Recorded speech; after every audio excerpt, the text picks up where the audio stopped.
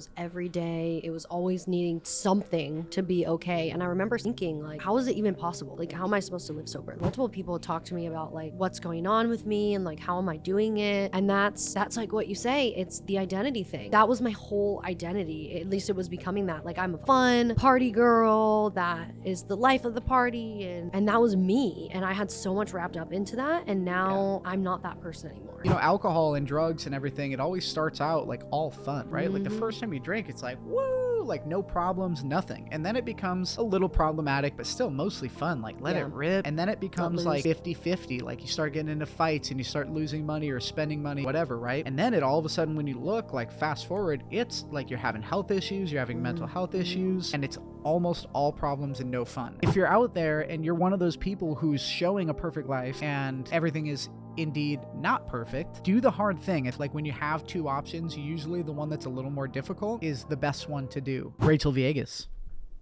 That's me. Welcome to the podcast. The first female on the podcast. We just realized that. You and I have been talking about doing a podcast for a while, and I said when you got 90 days of sobriety, we would do it. And here we are on your fucking 90 days. Hell yeah. Proud of you. So I want to talk about a couple things. So obviously today's episode is going to be about sobriety, taking risks. You have a background in psychology. You actually have a degree in psychology, which, funny enough, actually really helps you out in your role here at one of my companies. Yeah, totally. But yeah, so let's talk about one thing I'm really passionate about that you know is people leveling up in their life, right? Going from one stage to another. So you worked at Phil's Barbecue, a popular barbecue chain here in the San Diego area. If you've ever been to the San Diego airport, you've probably eaten at Phil's Barbecue.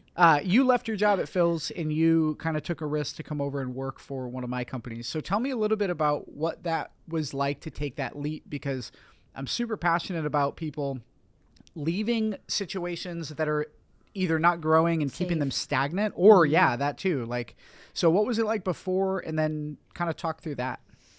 Yeah, so I had worked in restaurants pretty much from when I started working. I started at like Rubio's and then went to Hostess and just went with that because it's nice. You can still make your tips, kind of make a little bit more than like an average, whatever. So that was what I was always used to.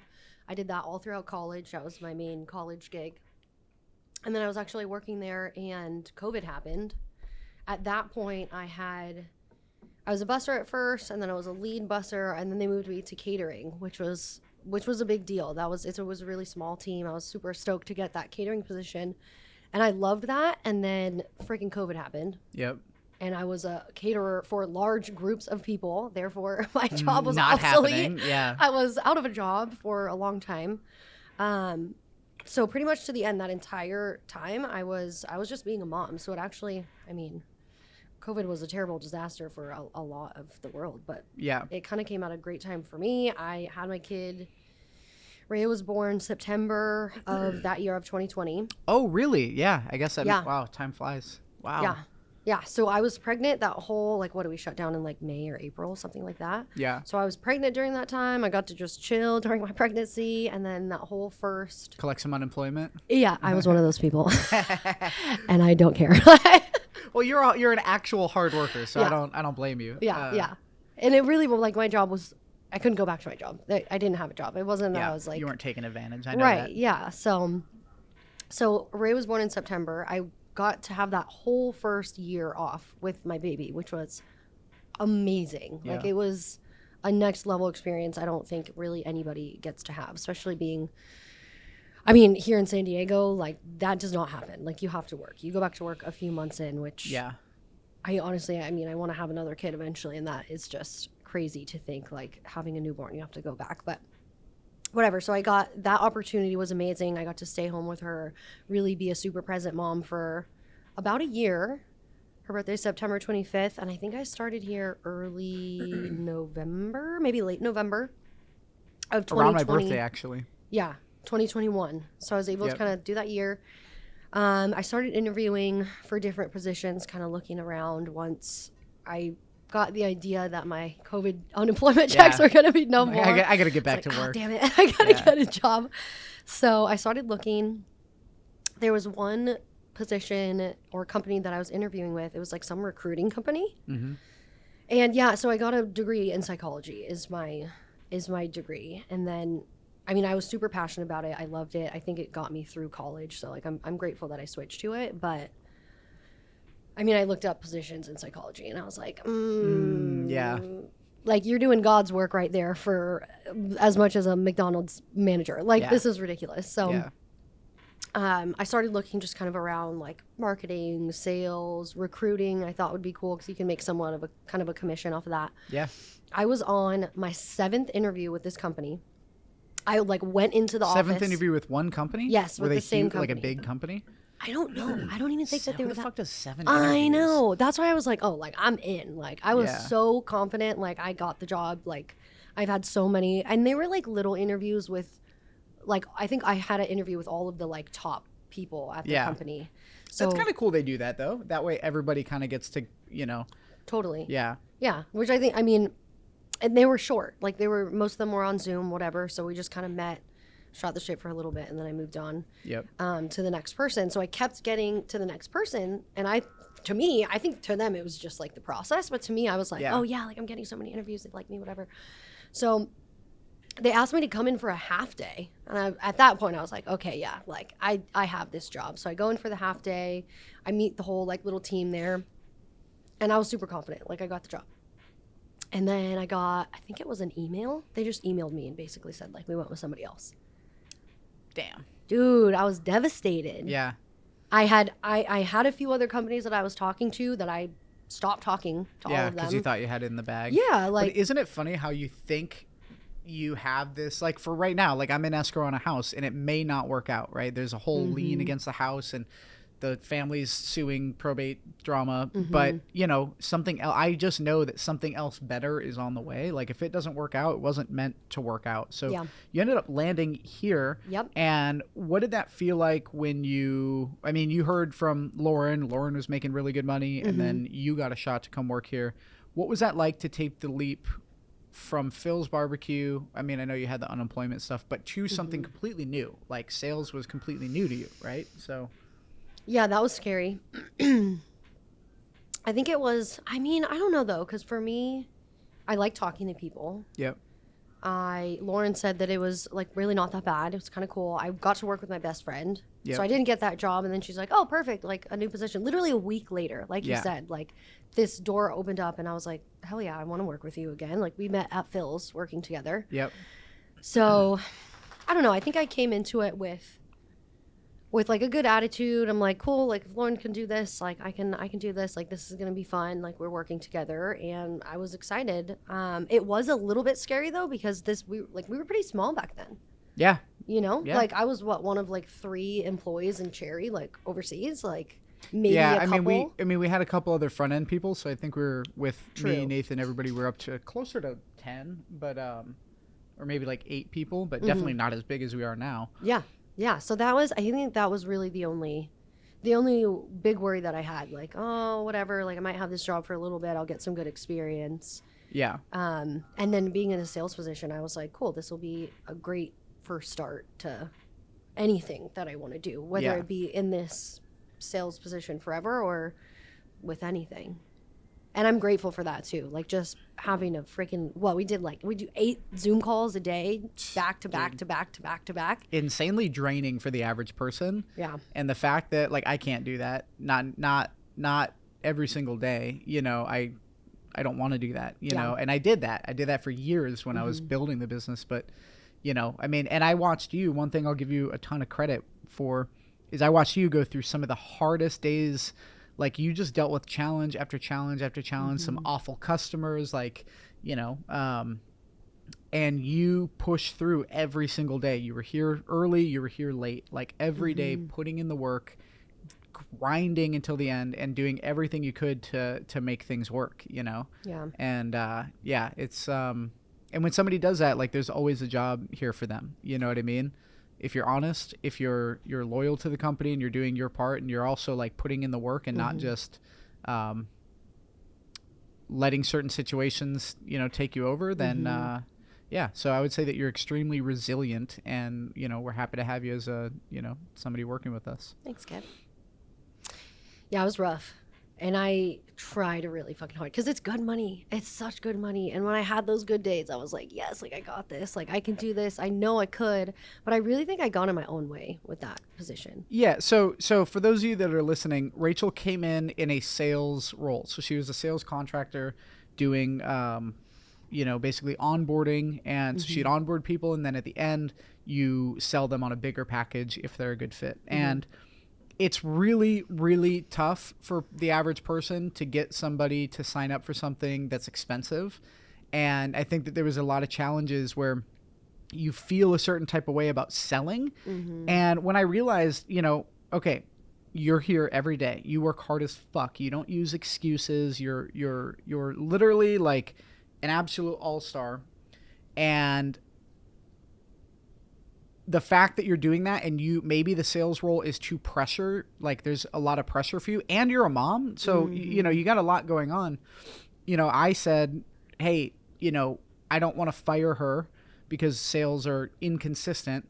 I'm going to move her to a customer service role, which is sales on its own, because you're dealing with people who are now upset and not doing their part most of the time. And, that's a whole nother thing. But and you absolutely excel in that role because, with the psychology background also, you're actually using that every single day. Like you can tell where somebody is, and that a lot of customers that are complaining typically in our business have not called their leads, have not done their part. And I'm not saying we're perfect. We've messed up a number of times, but like any company, but you're able to get them to see that, right? So, which is really, really hard for a lot of people to do. And I think I'm pretty good at it, but the average person can't deal with that because you're dealing with upset people. Like you're not dealing with happy customers because they're closing deals, making money, you know?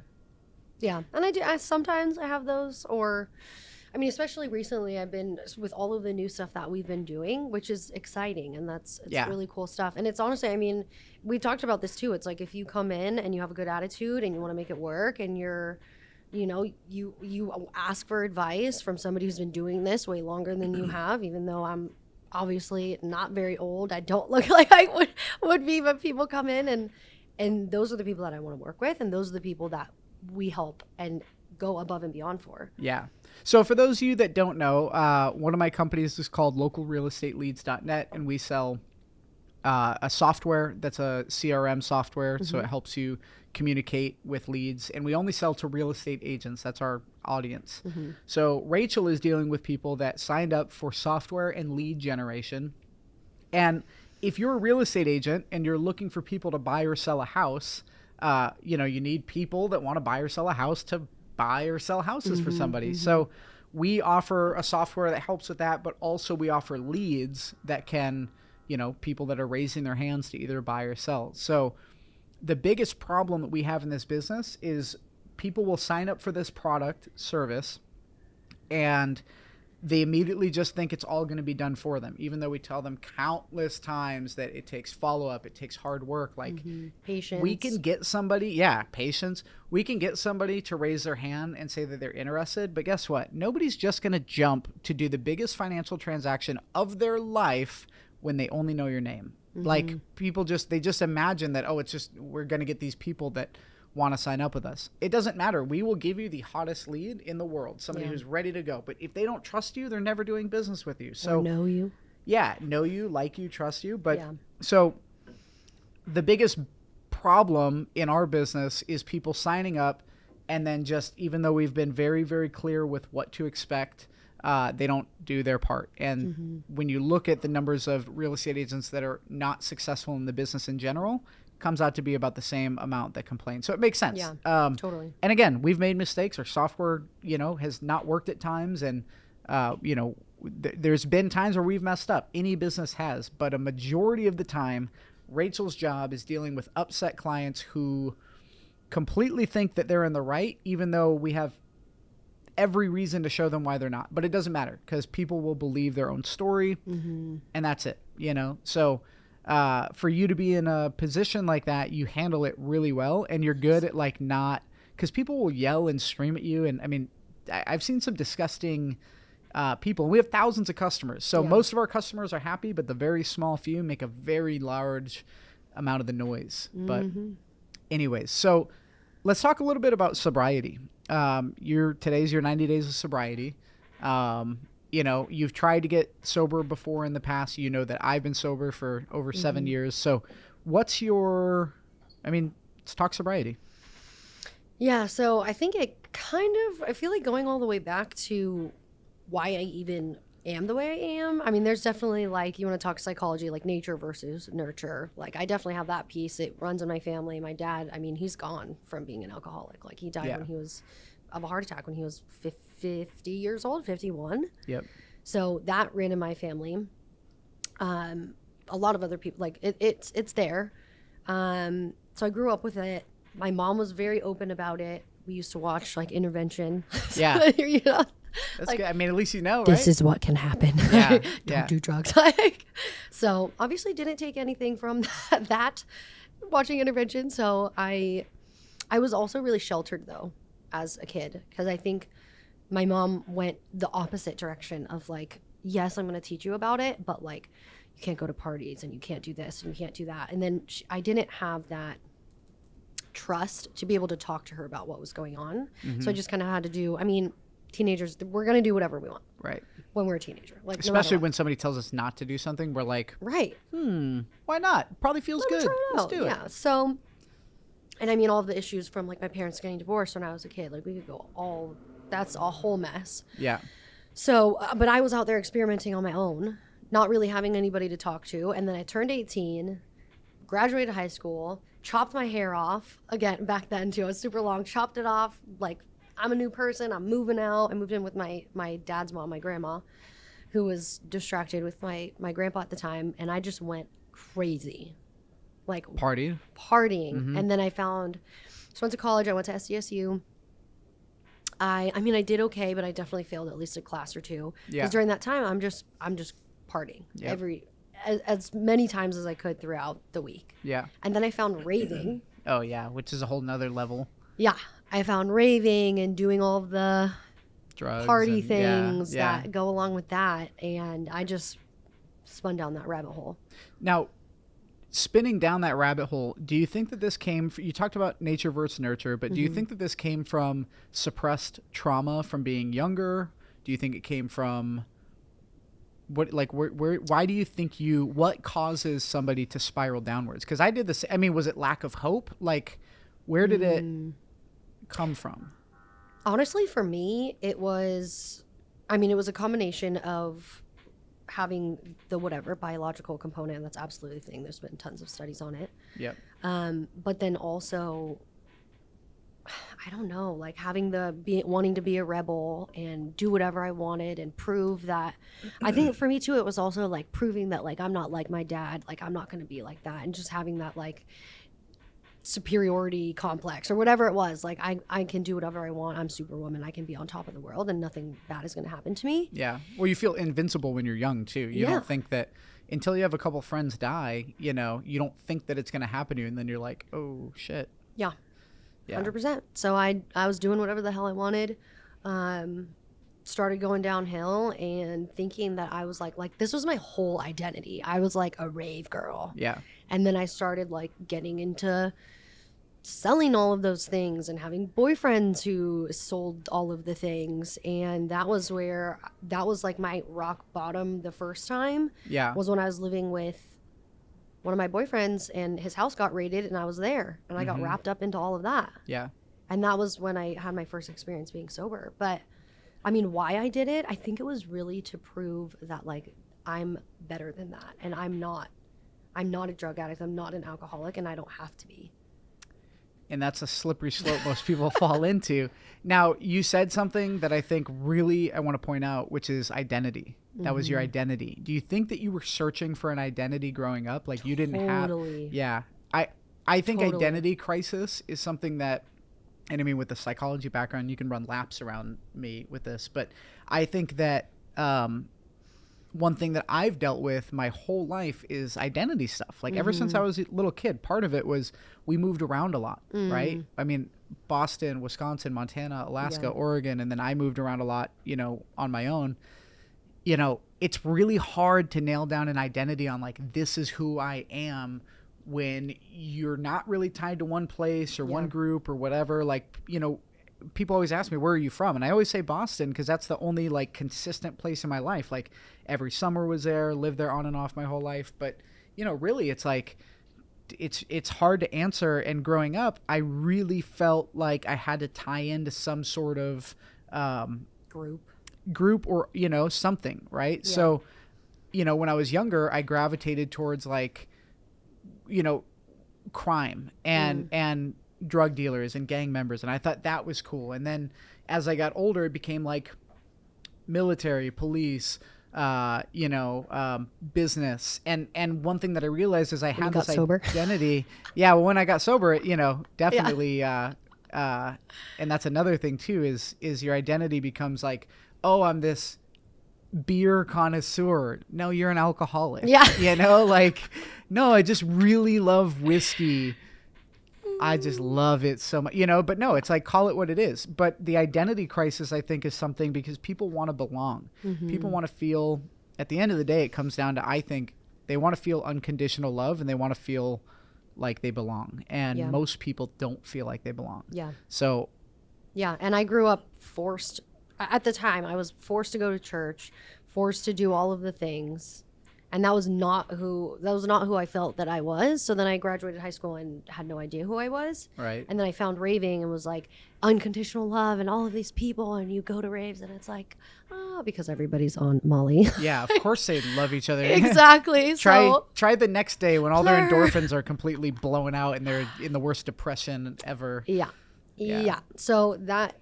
Yeah, it gave me something to connect to, like a group to be with.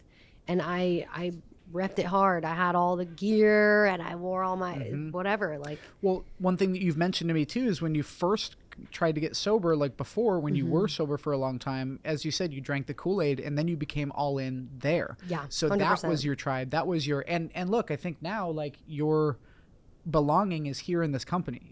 And you know, I mean, we have a good like company culture totally. And core values, and we all kind of look out for each other, and we're all really close here. Yeah. And even with Donald's company being upstairs, and Donald used to work here, you know, we're all kind of intermingle and we've got our own thing going on, which is really cool. Yeah.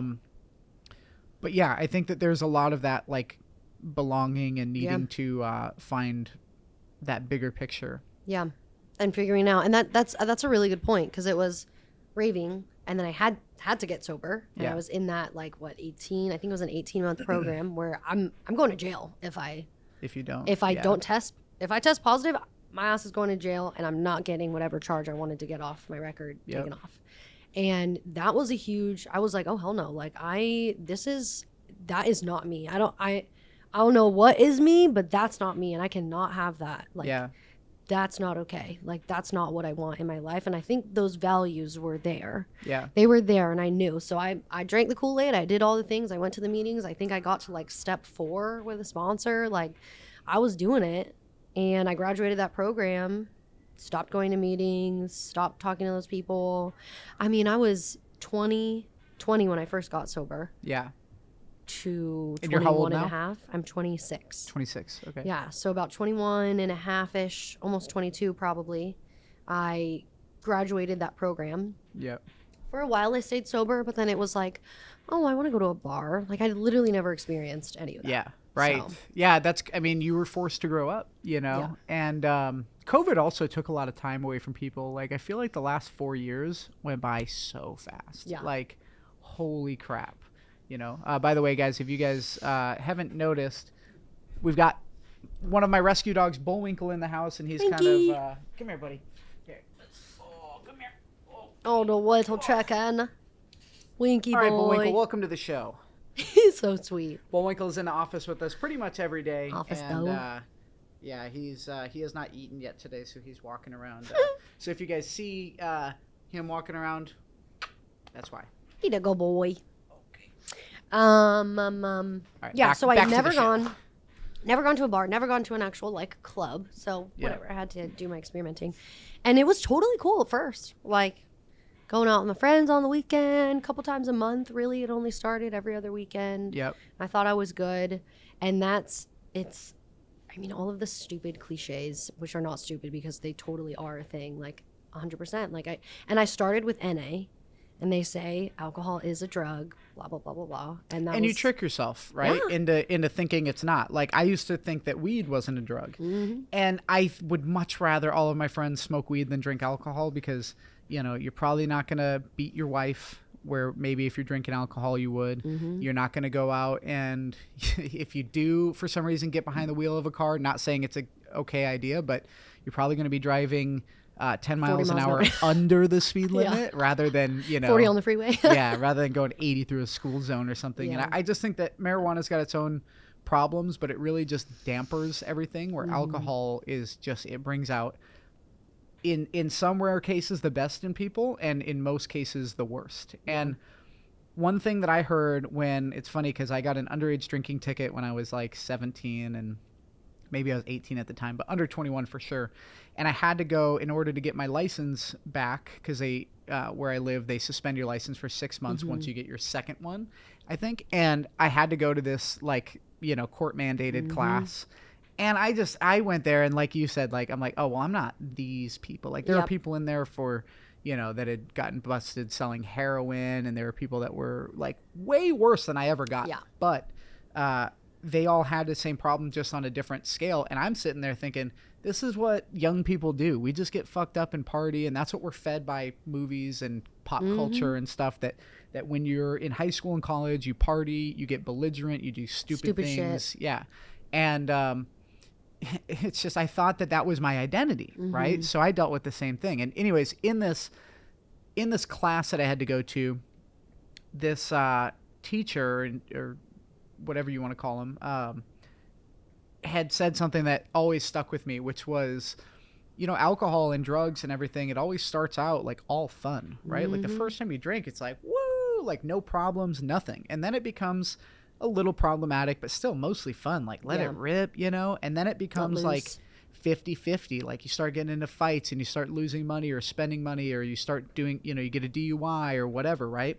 And then it all of a sudden, when you look, like, fast forward, it's like you're having health issues, you're having mental health issues, you're depressed, you're in jail, you have fines that you owe, you're spending all sorts of money, and it's almost all problems and no fun. And when I got sober, that's how I felt. I was like, okay, let's look at what's going on here. Like, this is not adding up to the life that I want. So I've got to make a change. And I feel like you have actually found that pivot. Like, you realize, like, how many times do I have to do the same thing over again with the same result? It's not going to change. It's just going to get worse. Yeah. So yeah. I was out there from probably 21 to 23-ish, with it just steadily getting worse and worse and worse. Yep. And then it was every day. It was always needing something to be okay. And I remember like thinking, like, how is it even possible? Like, I literally take or drink something to do anything, to be okay in life. Like, how am I supposed to live sober? Like, it just seemed absolutely impossible. And it breaks you down. You do shit that you're not proud of, that suck. You have that shame and that guilt and everything that goes along with it. And I could feel everything that I had built working with this company, and, getting married, having my daughter who's 3 now, almost 3.5. Like, me and my husband bought a house. Like, I have this beautiful life that I literally don't give a shit about. And all I'm doing is like all of this BS, being super selfish, but not knowing like what to do and how to get. Actually, I did know. And that's kind of what they say, like, head full of recovery, belly full of booze type of thing. Yeah. And that was totally me. I was like, this is not it. Like, I am an alcoholic. This is terrible. Like, I don't want to do this anymore, but I had no idea how to get out of it I knew I was like, if I'm going to get out of it, I have to go somewhere. I have to do something. Yep. Because I can't just stop on my own. Yeah, and you also have to fill that void with something else. Like, it's you're trying to cover something up, right? And you're trying to feel something or not feel something. Yeah. And for me, I realized that alcohol, I think it was a way for me to feel connected with people that I wasn't really that connected with. Like, the people that I drank with before I got sober, I thought were my best friends. And 9 out of 10 of them were gone after I stopped drinking, right? Yep. There's a few that were ride or die, real loyal people. And a couple of them are actually sober today too. So it's just funny how that works out. But we're just, when we're drinking and when we're in an addictive cycle, we're so disconnected with reality, and we're just lying to ourselves every single day. Like, Yep. you know, like I said, it's a slippery slope, especially after you have some time being sober. Yeah, because you're like, okay. Well, or you think you know, but deep down you're like, I can have a drink. Yeah. It's been this long. I can have it. And no, unless you want to go back to what you were doing before, you know? Yeah, and that's where I think I was like, oh, I'm a different person now. Like, I'm not this, like, raver kid. Like, I'm just going out to, like, socially drink with my friends, and it's totally fine. I'm going to be totally fine. But I cannot drink like a normal person. And like you said, sometimes it was fun. Sometimes I wouldn't get blacked out. Sometimes at first it was just, like, for parties or doing whatever. And then it was every single day because I had to feel okay. Yeah. And once I got to that point, like, I think I was really only there, I mean, thank God, for like maybe 6 months. Yeah. But I had no idea how to get out of it. And I did some things I wasn't proud of. I ended up in the hospital. And that was my like rock bottom. That was my wake up call. And it absolutely could have been worse. Well, you called me. Carlos and I were in New York City, and you called me from, I don't know if you want to go into that, but you called me and you were you called me not to tell me because you were supposed to be at work and now you're here. Like, we knew what was up. We had your back. But you called me, and what did I tell you? You said something, and what did I tell you? I said, I don't want to hear it. You're complaining to me. Get sober. It's your only option. Honestly, I know Carlos was sitting next to me, and he was kind of looking at me like, dude, you're being a dick, but you needed to hear it. Like, I honestly don't even remember that phone call. You were probably still. Was that the first time? I think it was the first, because there were 2 times I went to the hospital. Yeah, because you had missed work, and then you were there, and you didn't have your phone for some time. And when we talked, you were basically like, venting to me and letting me know what happened. And I was like, I don't care. I don't want to hear it. Like, I don't want to keep hearing these kind of things, and it's only going to get worse. So, like, make your call, make your decision. If you're going to get sober, you have to stick to it. But I'm not going to sit here and pity you, and you did this to yourself. So, you have this beautiful life, and we typically, when we get into a position that we don't deep down believe that we deserve, we self-sabotage. So people will get a new job. Like, I have a friend right now who's one of my favorite people in the world. He has a problem with alcohol, and he knows it, but he continues to drink. And he got a really good job. He was doing really well, and then he just fucked it all up because deep down he didn't believe. Do you think that somewhere along the line caused you to go a little hard with alcohol? Like, you shouldn't do it. You know what's going to happen. You know what the outcome is, but you still do it. It's almost like you want it, Yeah, I don't know. Maybe it was, I think even the second time drinking, it was like to prove like that's not me. Like, I'm fine. Like, I'm not an alcoholic. Like, I can drink like a normal person. Like, it's fine. Yeah. So I think that was always what it was for me. And then probably self-sabotage. I don't know. But because I feel like that is not, Bullwinkle, come here. That's not something that like, that's just something that happens subconsciously. Like, yeah. And how it all happened is weird. Like, I manifested having a kid at 23. Like, I always said in high school, I'm going to have a kid at 23. I wanted to buy a house. I had all of these big goals, and I fucking made it happen. Yeah. And then I felt it all slipping through my fingers. But I think everything that happened to me in the past, which, like, everything happens for a reason type of thing. Yeah. Make sure you're talking directly into that. Audio's good? Yeah. Okay. I mean, everything happens for a reason. All led me up to this point where I went in the hospital that first time. Yep. And I didn't have it was a weird thing that happened. I didn't have insurance at the time, so they really couldn't offer me anything. Crazy. Yes. Fucking crazy times that we live in. I can't imagine. It's ridiculous. So they sent me home with like some papers. Yeah. So dumb. Back there like a month later with insurance now, and they're like, "Hey, here's this program. You should go." And get this. The freaking guy that comes in, he had a mask on, but I could tell one of my counselors from my first program. Crazy, right? Isn't it weird how the universe just puts these situations like to kind of be like nudge you in the right direction? Like, hello. And I remember praying because I definitely have that. I'm religious, I would say. Yeah. So I remember praying like that light just went down a little bit. Like, please, like, help me. Like, please help me. God, help me. I can't do this. Like, I don't know what to do. Right. You might know what to do. I didn't know what to do. Like, I can't stop. please help me. And my stubborn ass took me being in the hospital twice. The second time, like, don't you get it? Yeah. Like, don't you understand?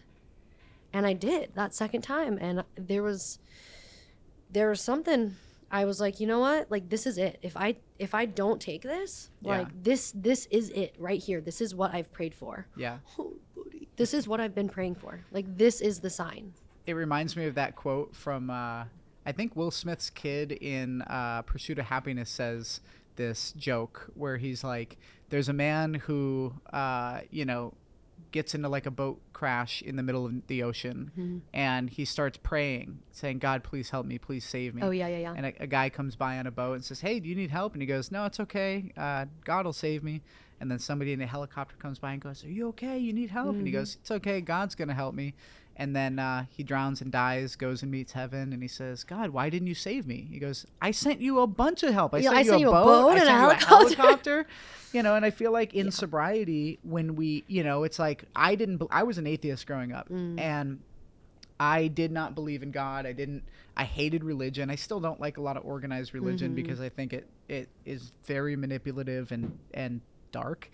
But when before I got sober, it was like God was pushing me and nudging me and giving me these, okay, the lesson's going to get harder and harder each time until you learn. And if you don't learn, you're going to fucking die. Yep. And it took me to get into a really dark place. And luckily I saw the formula and went, okay, I don't want to keep doing this. But, when I was at my darkest, I love that quote of there's no atheist in a foxhole, because when I was at my darkest, I literally prayed out loud to God that I didn't even believe in. But it was this panic of like, I need help. And I don't know what to do. Yeah. And I can't explain to you what this was, but something bigger than myself completely opened up a world of possibilities. And maybe it's just that you start seeing things different, right? Maybe these possibilities were there all along. I don't know. I would like to think that there's a God out there that when called upon opens up doors for us that weren't even there before. But I mean, literally when I got sober, it was like a movie. I mean, I had I've never talked about this, but I had people that were going to kill me, legit kill me. Wow. I had prison time over my head. I had so many different things come together. And then all of a sudden the right people, I went to AA, and in AA, everybody's trying to help each other. And, it just made me realize, like, oh my gosh, there is something bigger than myself. Like, there is, for sure. I don't know how to explain it. I can't give it a name. I would like to think it's God, maybe Jesus Christ, but like whatever that is, there is something there. The universe doesn't even matter. To be honest. Yeah. And it becomes impossible to deny, and it's so hard to explain to somebody that hasn't experienced it. But I feel like we've both felt that presence, and totally. Crazy. Yeah. Yep. And that's what they say. And it's, you go into AA or whatever, like that's a great place to start if you're newly sober and really the first whatever is the only requirement for membership is a desire to stop drinking. Yeah. So you could not even think you're an alcoholic and you just want to stop drinking. Yep. You can go to AA and there's people there that. Well, and sometimes people are drunk at AA meetings and they still want to. I mean, they're there. Nobody's getting fucked up and then just going to AA for fun. Like you're there to try and get better. Yeah. And, I think there's some pros and cons with AA. It's a little culty, and I think that it is, and I love it. And don't get me wrong. Like, if you have a problem with drinking, go to AA. Yeah. But AA, to me, I saw as important as it is when you're newly sober. And this is just for me. I got roasted on TikTok. I had a video do really well on TikTok, but I got roasted for saying this, that I don't believe that I'm an alcoholic anymore. I think, or I'm not a recovering alcoholic. I'm recovered, right? Like, at what point do you stop recovering? And there were some good arguments in there of people saying, it's more of a spiritual and like deep down thing. And there's a lot of psychological stuff that you're always trying to recover from. But when you tell yourself you are a certain thing, like I am an alcoholic who's powerless over alcohol, I feel like that's setting yourself up for relapse more than anything. You're constantly, through repetition, telling yourself that you're going that you're just one slip away from your life being fucked. And I don't know. That's my thing. Which, I mean, I do see where, like, if that helps you not drink, like, I could die the next time. And that's especially for, like, I know a lot of drug users, like, that's real. Well, like, you could now live with the fentanyl. Yeah, Yeah. like, you could use, and that happened to one of my girlfriends. Her boyfriend, we were living the sober life. We had a kid, like, right, whatever. And the first time, gone. Yeah.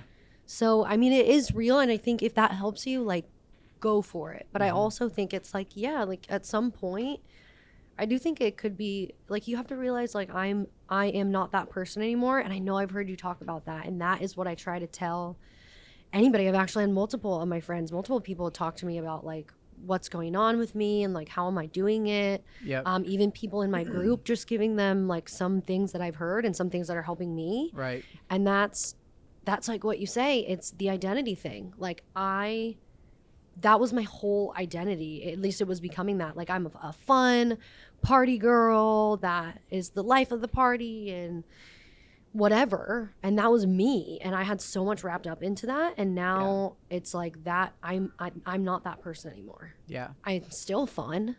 I can still go to parties and be okay. Like, it's not like I'm there every weekend anymore.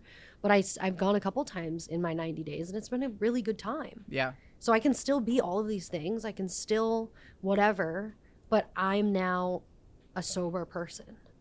And that has helped me a lot when, you know, whatever comes up, because you always, I mean, you're just first getting sober, you're fighting.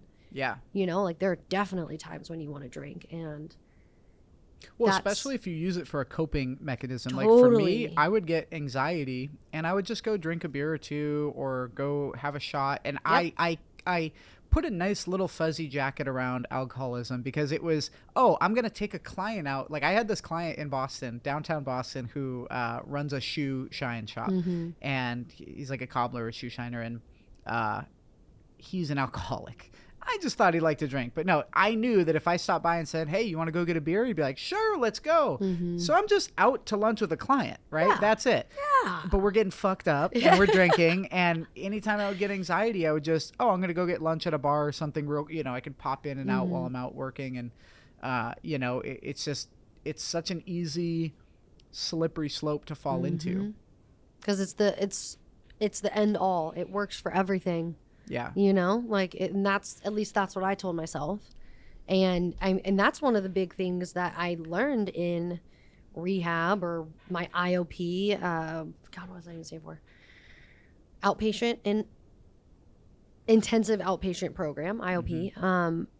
And I had no idea. Like, I guess that's kind of what I learned in my first one, but I didn't really realize. So we had an hour of education group where we talk about, this was like a specific CBT, which I love CBT. So when I got in there, I was like, oh my God, Can you tell everybody so good for me. What CBT is? Yeah. So CBT is cognitive behavioral therapy. And a lot of it is about just like reframing and using tools using your tools to reframe the way that you think because of the way that you grew up.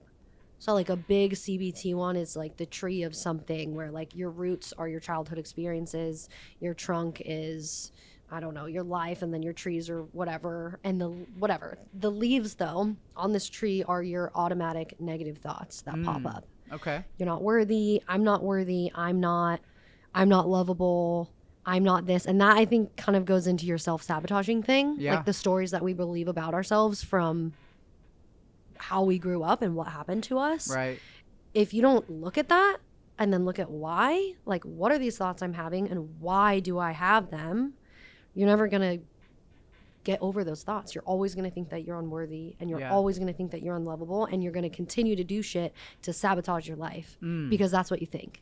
Like, my dad leaving me when I was a kid, I'm unlovable and I'm not worthy of a man staying around in my life. Which is why you've self-sabotaged certain things. Exactly. Or tried to. Exactly. And then I came into this program and we're doing CBT and we're learning about thought records, and like a thought record, you have this thought and then you challenge it basically, and you give all of this evidence to where, like, what would Kevin say to me in this situation? What would Lauren say to me in this situation? They sure as hell What aren't. would Jesus do? I kind of, but it's like Wait, so having those critics. So can you give like a good example of that, like a scenario that you would do this for somebody listening or watching? Like a thought record? Yeah, like if somebody's like, yeah, just give an example. Maybe, let's say, gosh, I'm trying to think of something. One that you've used. I know. So the thought would be like whatever leads you to it. Like, I don't know. You get fired from your job. So you think, I'm unworthy and I'm a loser and I'm never going to get a job again. And then you challenge it with, like, what would, if it helps you make it easier, like, what would your friend say to you? Okay. So, like, whatever happens, gosh, I wish I had, whatever, but Yeah. whatever happens, you, like, have these thoughts and you're thinking to yourself, like, you're a loser, you're never going to get a job again, you're, you got fired because you're a terrible person, whatever. It's like, is that what your friend is going to say to you? Yeah. No. Right. And then what you do is you have these challenges where you put something that I think you do, like, only 3 things that are evidence towards it. Like, you are a loser, you are never going to get a job again. And then you can put as many challenges to that thought as possible. Nice. And that's infinite. You can do as many as you want. And then at the end, you try to create, I think it's called a balanced thought. Okay. To where the balanced thought, it has to be true and it has to be believable. Got to you. To you. Yeah. Exactly. So it's not like some bullshit like, Yeah. oh, like, I'm amazing and I'm always going to get another job. Or like whatever. Yeah. Like, If you don't truly believe that, right. then it. Right. So like a self-affirmation. If you're just telling yourself self-affirmations, like, I'm all for it, but Yeah. you know, it's not as believable to you in your mind. So you could say, for this specific example, like, I messed up.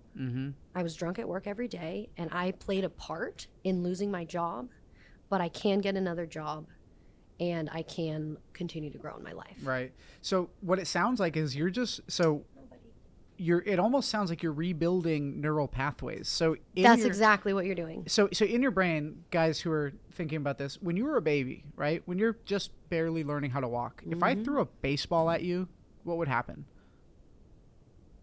You'd get hit in the face. Yeah. Because you're a Okay, baby. I'm like, is this a trick question? But right now, if I tossed a baseball at you, you could probably catch it. Yeah. Right? Without even thinking. It's your instinct Reflex. to do that because you have these literal physical attachments in your brain, which are called neural pathways or like little roads and highways that lead from one firing mechanism to another. So what fires together, wires together, which is Joe Dispenza. But we have these, like, one thing that I learned a lot when I got sober was it was basically that, like, not as structured as that, but, you know, when I would feel anxious, my thought was to go get alcohol, right? Or marijuana or whatever when I was younger.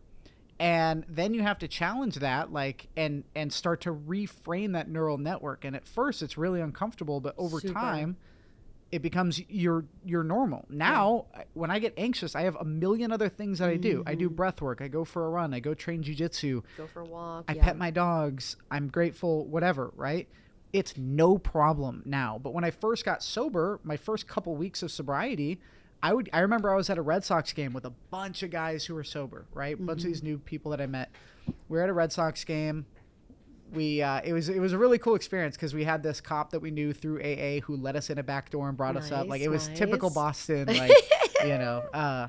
We're sober, but we could still do bad shit. Yeah, but it was cool. It was kind of, but it was you know, and but I remember I got anxious and I ended up leaving the game early and going for a walk, and I'm walking by all these bars that I used to just pop into leaving Fenway and, like, you know, people, places, and things. Yeah, and luckily I over time built that muscle of finding different solutions, and it's so much better when you take the harder route. It's so much better. Yeah. Well, and that's exactly it. You have to teach yourself, and it's so hard. It's so hard, and the deeper they go, the harder it's going to be to change those. Yeah. So like, I mean, this shit starts from childhood. Like some of that really deep, like I'm not worthy, I can't do this, I can't do that. That starts from childhood. And you just build these stories in your head that like whatever. Yeah. And they're so hard to challenge, but that's why you start, like we started with writing it out first and like doing all of these things because that's what you have to start with. And then eventually I'm graduating my program, 10 weeks later, a couple weeks ago, and you don't even have to think about it anymore. Like you said, like you just do whatever it is, and you have all of these tools in your tool belt. And I was a one-trick pony. Anything I could drink, and I knew that it was going to make me feel better in that moment. Yeah. But that ain't a long-term. That is a very short-term, and the long-term solution that's not it. Well, you're putting in the work now, and it's like you have an amazing husband, an amazing daughter, an amazing life. Like when you think about it, you have every reason to be grateful. Dude. And I just want to say I'm so proud of you, and like like your husband and I are friends. I love Joe, and I just want to see the best for all of you guys. Yeah. And it's just crazy to think that you could be dead right now. Like there could be a completely different energy in the office, and knowing that that's the situation with a lot of people out there, that on the outside your life looks great, people have no idea unless they really know you.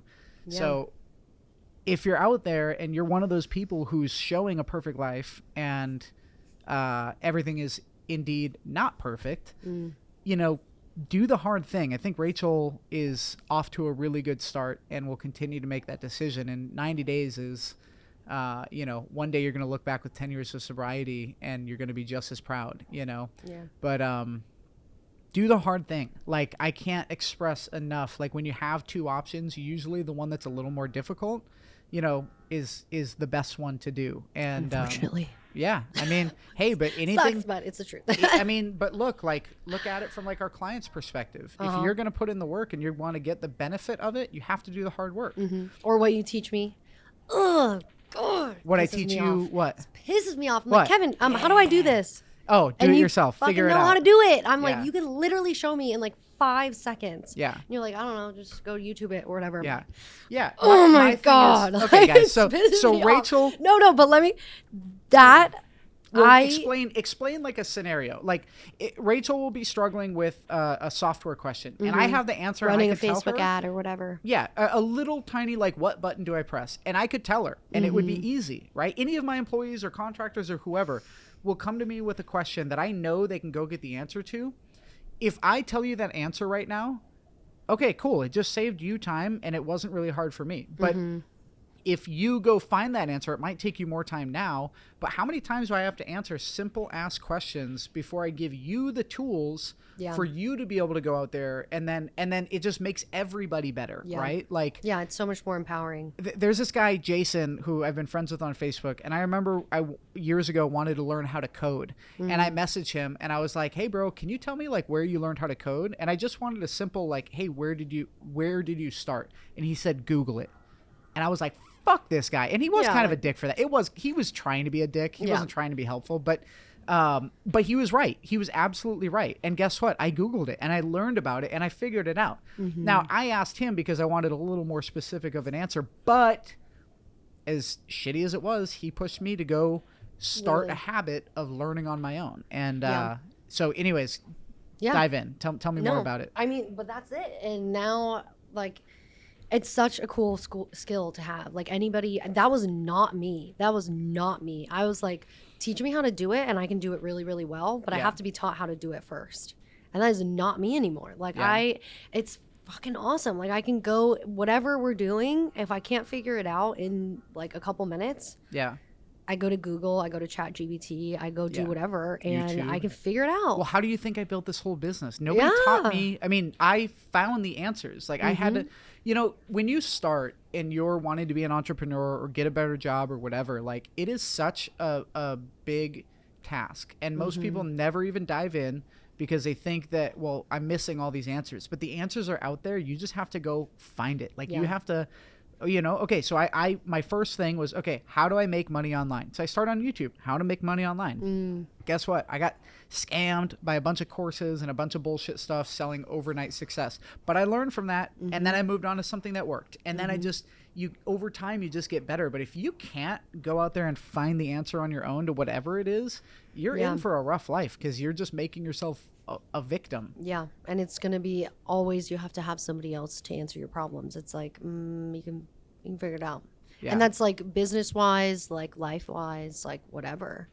And that's a huge skill I've learned. And I teach that to our clients now too. Yeah. And I have the same attitude as you do, because I'm like, I don't have time. It seems dismissive at first, but when you realize, like, you could literally, if I just give you this tool to go out and find the answer is the answer out there, then find it, you know? If you can't, and what do I always say?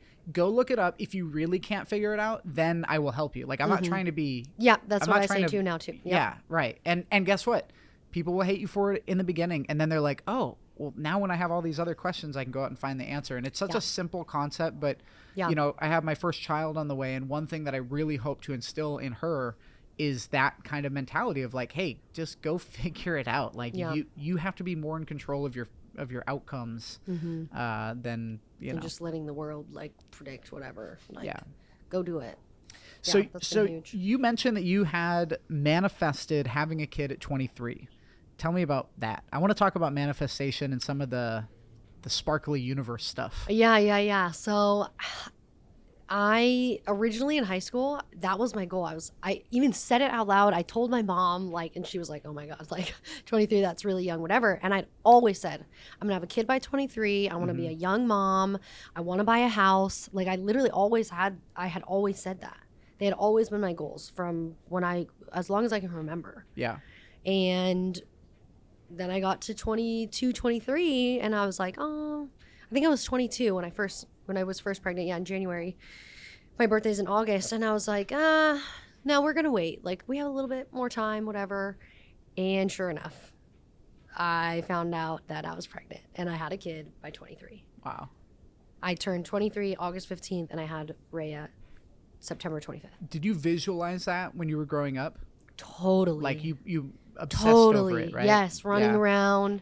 Because, dude, like, I can pick her up. I can run around with her. I'm so energetic. Like, all of the things, like, our bodies are, I'm sorry, but it's so culture to, like, don't have kids until you're 23. Like, build your career, blah, blah, blah, blah. Fuck that. Yeah. And that's why so many women, like, have trouble having kids, and all of these things happen because our bodies are meant to have children when we're 23 to, like, whatever. Yeah. I think somewhere around there, young 20s to, like, whatever, in your 20s. And I mean, it's the best. It's the best. And I mean, I think that you can say, like, it, like, forces you to grow up, but, like, I'm fucking 23 years old. Like, and I'm 26 years old now. Like, and I'm so grateful that I'm a grown ass woman. I'm grown. Yeah. And I'm so proud of that. Yeah. I'm super proud of that. Like, whatever. Like, I even went to my group and they're like, oh my God, you're only 26? Yeah. Like, people were thinking I was like 30s. At first I was like, do I look 35? Like, what? But they're like, no, we just thought you looked really good. Like but it. Yeah. They're like, you just you have all the things, and you. Well, it's about how you carry yourself too, which people are very receptive to that. The manifesting stuff is funny to me because the things that you like, it's so funny because when I was a kid, I would always sit and, we lived in Alaska and Boston and cold places. I would always sit and visualize myself, and like I would sit and drool over the Travel Channel, like these, which really were like infomercial ads for Hawaii vacations and stuff, and Southern California vacations and whatever. And I remember watching these like beach compilation videos and like watching people hang out on the beach, and I had never lived anywhere nice like that. We rarely went places. When we traveled, we usually were going back to Boston or something where it's just cold. During winter or summer when it's hot and miserable. And I really believe that the life that I have today, I manifested. And I think I also manifested some of the negative things in my life because I believe that we create our reality. I believe that what we think about, what we believe, and what we feel to be true ends up happening. Like, it's there's this guy named Neville Goddard who he's like a law of attraction guy from, back in like the 40s and 50s and very old timey. But his whole thing is if you can feel the feeling of the wish fulfilled, meaning if you want to feel like you live in Southern California and have a nice big business, you have to feel that and trick yourself into believing that it's already true now. And it's weird when you can get into that zone, how things open up like that. And when you look at like the Bible and things talking about prayer, they talk about that same concept. Absolutely. And you have to believe it. Like you have to believe. Well, that's faith. Yeah, that faith in praying about it and doing whatever. But I think that's a good point. But then like the opposite of that too is also being okay with God's will or whatever happens, whatever the actual outcome is. Like you have to know that that's God's will for you. Yeah. Not getting that house, not getting that job for me. Yeah. Something better is around the sucks. corner. Yeah. Like that sucks. I was praying to get that job and I was praying to get it because we were running out. Like I had to get a job. Yeah. So believing it, absolutely believing it to the end. And then if it doesn't work out, being like, oh, okay, like there's something better out there for me. Yeah. And what about vision boards? I know that we both have vision boards and you marked off your bathroom or kitchen. What was it? Bathroom. Yeah. Bathroom. Okay. Would that have happened if you didn't have it on the vision board, do you think? Or as fast? I don't know. I think though also that my whole last year's vision board, and I've told you about this, like I looked at my vision board and I looked at all my 2023 goals. That was huge for me. Like I literally had drink less on my 2023 goals all the way back in January. And I just completely fucked off all of them because I was drinking. Yeah. And that's all I did. I came to work, I did my shit, and I went home and drank. Self-sabotage. Yeah. Huh. Yeah, and I didn't do... And it's funny you said drink less, not drink none. Yeah, stop drinking. I just said drink less, and that was the problem. And this year, it's stay sober. Right. Huge. Yeah. Big difference. Yeah. Drink less doesn't happen for me. Yeah. And I finally learned that. Like, I kind of knew, but I accepted it as 100% true. Right. That was actually... I had that. That was something huge from... my group, my IOP, we talked about radical acceptance one day. Okay. Have you ever heard about it? I mean, does it have to do with like the serenity prayer kind of stuff? Yes. Which the serenity prayer is basically saying to yourself, like, there's things that I can control and there's things that I can't control. So, for instance, my sister committed suicide. I can't control it. I have to accept it for what it is and move forward. That's it, right? Yeah. Would you say that's it? Yeah. So, sorry, radical acceptance.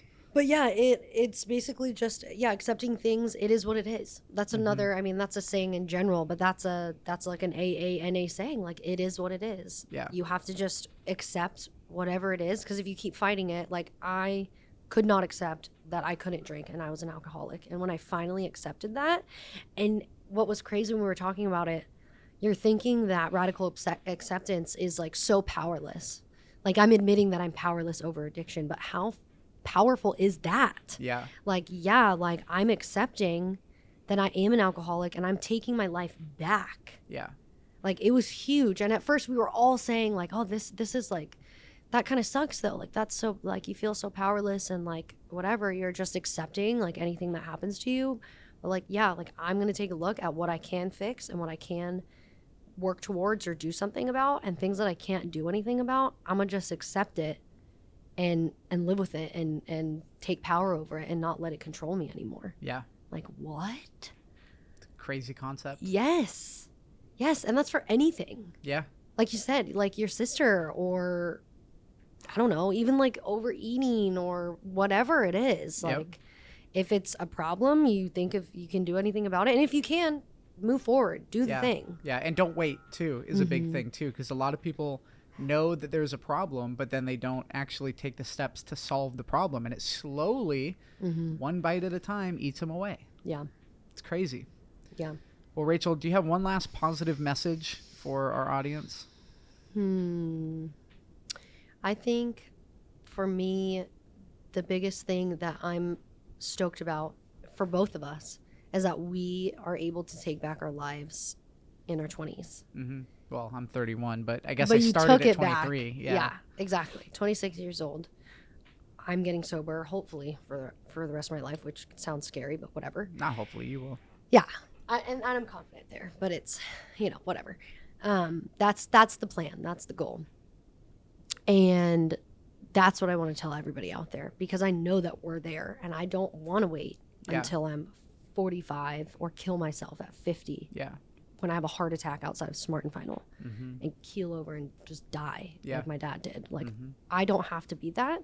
I can change the story now, and then my daughter doesn't have to see this. Yeah. Yeah. You know? You owe it to yourself, and you deserve it too. That's one thing is like we find reasons to self-sabotage. And sorry to No, totally. But you really do owe it to yourself, and you deserve it, and you need to let good things come into your life, because again, like, you know, and it's back to the things that happened in childhood and these neural pathways. And when things get too good, sometimes we, you know, think we don't deserve it and we throw it all away, but really just fucking keep at it. Yeah. Yeah, and that's everybody deserves